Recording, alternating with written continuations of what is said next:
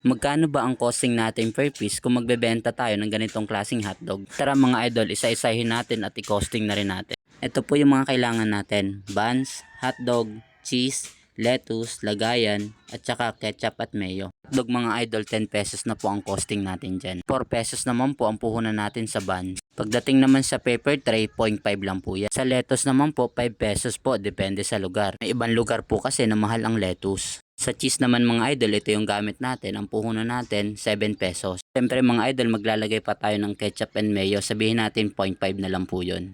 Bali, ang total product cost natin mga idol ay 27.5. Kung katulad po kay Neneng B, yung bentahan natin na 35 pesos, may kita po tayo dyan na 7.5 per piece. Yung costing naman natin mga idol, pwede po yan magbago. Depende po kung magkano natin nabibili yung mga product. Pwede naman tayo mga idol bumili ng maramihan o wholesale para mas bumaba po yung magiging costing natin. Sa amin naman mga idol, nilalagay namin sa box kasi more on customer namin is online. Kaya for delivery po yung mga ganito namin.